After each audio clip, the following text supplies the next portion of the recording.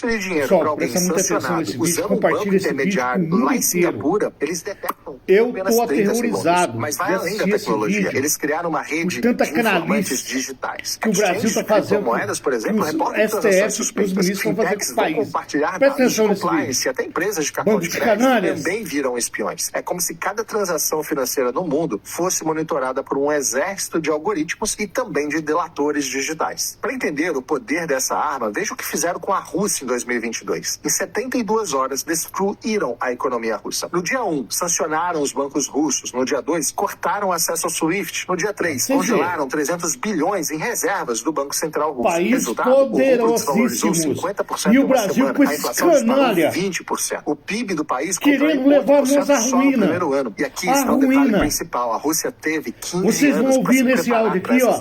Criou 2 sistemas anos para ser pior do que a Venezuela. Fez parcerias 2 com a anos. China. E mesmo assim, a economia russa foi praticamente devastada. Vou dar exemplos mais detalhados de países que desafiaram o sistema americano. O caso do Irã, a lição de resistência. Entre 2010 e 2018, o Irã tentou resistir às sanções nucleares. Criou um sistema bancário alternativo, usou permuta de mercadorias e até criou uma moeda digital própria. Os americanos responderam com sanções secundárias massivas. Cortaram qualquer empresa que fizesse negócio com o Irã do sistema financeiro americano. O resultado veio em números. O PIB iraniano caiu 25% em 5 anos. A moeda se desvalorizou 90%. As importações caíram 80%. O país quase entrou em um colapso social. Só em 2018, o Irã capitulou e aceitou negociar um acordo nuclear. Mesmo assim, muitas sanções continuam até hoje. Outro caso da Venezuela, uma morte lenta. Venezuela tentou proteger funcionários sancionados usando bancos privados e empresas estatais. Os americanos escalaram gradualmente. Primeiro sancionaram Maduro, depois ministros, depois toda a PDVSA, que é a principal estatal petroleira da Venezuela. Olha o que virou seus canalhas.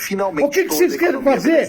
Esse canalha, desse ladrão, desse corrupto Lula. 75% em 8 anos. Eu estou indignado de assistir um vídeo desse.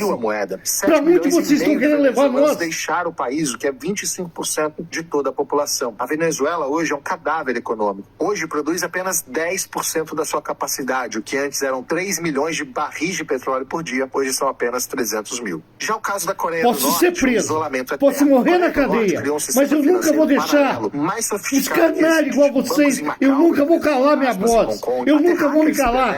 Para roubar dinheiro. Americanos simplesmente olha o que vocês estão fazendo com o país, banco que toque seus canalhas. Norte-coreano será banido do sistema americano. Resultado, isolamento financeiro total há mais de 20 anos. Meu o país Deus. só sobrevive porque China viola sanções secretamente. Cadê Davi Alcolumbre? A economia está em colapso permanente. Cadê o Senado? Casos é clara. Cadê esses malditos dessas esquerdas? Despetistas, barra bosta, eles vão conseguir. Para colocar esse Alexandre de Moraes no devido lugar e o Lula.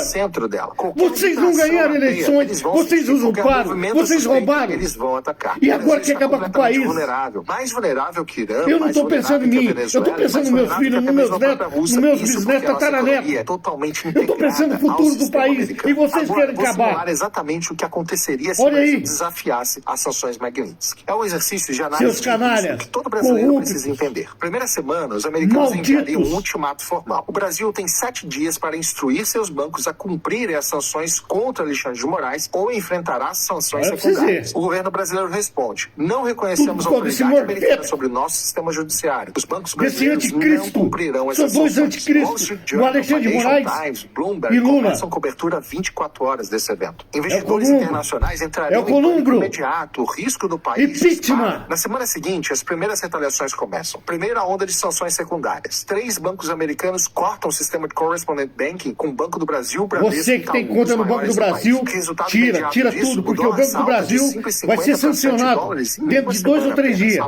Escuta o que eu estou falando. Praticamente uns 30%. Já deu de frente com o sistema. Supera os 20 bilhões de dólares. Empresas começam a cancelar importações aos montes, não conseguem mais. O Banco do Brasil falou que vai pagar o salário do Alexandre de Moraes. De receber navios que dependem de financiamento internacional. Na terceira semana, as empresas de tecnologia entram no jogo. Microsoft avisa que vai cancelar licenças de bancos brasileiros em 30 dias. Amazon suspende novos contratos com bancos brasileiros. Google bloqueia sistemas. Agora, vou explicar algo que nenhum político quer te falar. O preço humano real que os brasileiros pagariam se o governo decidisse proteger Alexandre de Moraes. Não é sobre economia abstrata não, tá? É sobre vida e morte. O primeiro impacto seria uma catástrofe sanitária sem precedentes. Eu vou te explicar por quê, não é exagero. E aqui está um dado que vai chocar vocês. O Brasil importa 95% dos ingredientes farmacêuticos ativos. Significa que 95% dos medicamentos vendidos no Brasil dependem de importações. Insulina para diabéticos, quimioterapia para pacientes de câncer, medicamentos para HIV ou remédios psiquiátricos. Sem acesso ao sistema financeiro internacional, laboratórios estrangeiros param de aceitar pagamentos brasileiros. É como se cortassem o oxigênio do sistema de saúde nacional. Canalha tá querendo levar o país. Em relação a equipamentos médicos, seria ainda pior. O Brasil importa 80% dos equipamentos hospitalares. Marca-passos, desfibriladores, máquinas de hemodiálise, tomógrafos, respiradores. Imagine hospitais com pacientes de UTI e os respiradores parando de funcionar porque não conseguem importar peças de reposição, por exemplo. Não conseguem pagar fornecedores estrangeiros. Cirurgias cardíacas canceladas porque não há como importar válvulas. Transplantes suspensos porque não há como pagar medicamentos anti-rejeição. Em 6 meses, teríamos uma crise humanitária comparável a uma guerra, praticamente. Milhares de mortes evitáveis por falta de medicamentos e equipamentos. Segundo impacto, a destruição do sistema alimentar brasileiro. E aqui um outro dado terrível. O Brasil importa 85% dos fertilizantes que usa. E sem fertilizantes, a produtividade agrícola despencaria pelo menos 60% em uma safra. Os preços dos alimentos disparariam. Arroz, feijão, carne, leite, tudo ficaria praticamente inacessível para a população mais carente do Brasil. Mas vai além da produção. O Brasil exporta 80 bilhões de dólares em produtos agrícolas por ano. Sem acesso ao sistema financeiro internacional, as exportações praticamente parariam. O resultado disso é que o agronegócio praticamente quebraria. Milhões de empregos rurais seriam perdidos, cidades do interior entrariam em colapso total por conta da economia ser dependente desse mercado. O terceiro impacto seria uma crise energética. O Brasil importa 70% do petróleo que refina aqui dentro. Importa 40% do gás natural que consome. Sem poder pagar fornecedores internacionais, as refinarias parariam. Os postos de combustíveis ficariam sem gasolina. Caminhões param de rodar. A distribuição de alimentos colapsa. Usinas termoelétricas ficariam sem gás. Isso causaria uma instabilidade no sistema elétrico. As indústrias param de produzir por falta de energia confiável dentro do país. É como se voltássemos lá no século XIX. Economia baseada em carvão e lenha. Desenvolvimento de décadas perdido em meses. O quarto impacto é que o Brasil vira um país isolado tecnologicamente. Sem Google, sem Microsoft, sem Amazon, sem Apple. As universidades perdem acesso a jornais científicos. Pesquisadores ficam isolados da comunidade internacional. A medicina perde acesso a bases de dados médicas globais. Empresas perdem acesso a softwares internacionais. E bancos ficam sem sistema de segurança atualizados. Fintechs param de funcionar e estudantes não conseguem usar protocolos educacionais internacionais. O Brasil vira um país academicamente isolado, como a Coreia do Norte é, por exemplo. E, obviamente, um outro impacto é o êxodo massivo da classe média alta. Qualquer brasileiro que tenha condições financeiras tentará sair do país. Médicos, engenheiros, cientistas, empresários, todos tentando emigrar antes que seja tarde demais. É como se o cérebro do país fosse sugado para fora. Universidades ficam sem professores qualificados, hospitais sem médicos especialistas, empresas sem executivos competentes para liderá-las. Em 2 anos, o Brasil perderia 30% de sua população mais qualificada. É um genocídio intelectual isso. O sexto impacto seria a destruição do sistema previdenciário. Imagina fundos de pensão brasileiros que têm 50% de investimentos em títulos estrangeiros. Com essas aplicações congeladas, aposentadorias poderiam parar de ser pagas. É como se roubassem décadas de contribuições previdenciárias e idosos ficam totalmente desamparados, com famílias inteiras entrando em completo desespero. E aqui está o dilema moral que vai definir o futuro do Brasil. De um lado, proteger a independência de um ministro do STF. Do outro, proteger 220 milhões de brasileiros de uma catástrofe humanitária. De um lado, manter o orgulho nacional. E do outro, evitar que milhares morram por falta de medicamentos importados, por exemplo. De um lado, resistir ao imperialismo americano. E do outro, permitir que o Brasil continue negociando com todo o restante do mundo. A realidade é que a soberania é um luxo que países dependentes não podem pagar. E o Brasil é brutalmente dependente do sistema internacional. Não temos medicamentos próprios, não temos fertilizantes próprios, não temos tecnologia própria, não temos sistema financeiro independente. Somos um país com pretensões de potência, mas com a vulnerabilidade de um país subdesenvolvido. E essa contradição seria exposta de uma forma brutal. A realidade é brutal, mas precisa ser dita. O Brasil não tem condições de desafiar o sistema financeiro americano. A Lei Magnitsky não é apenas uma ferramenta jurídica, é uma arma geopolítica que pode destruir economias inteiras, como já fez antes. E o Brasil está totalmente vulnerável a ela. A verdadeira lição aqui não é sobre Alexandre de Moraes ou STF, é sobre poder real no mundo moderno. O poder real não está em constituições ou soberania formal, está no controle de sistema financeiro global. E esse controle está lá em Washington. O que vai acontecer nos próximos meses determinará não só o futuro de Alexandre de Moraes, mas o futuro da relação entre Brasil e Estados Unidos.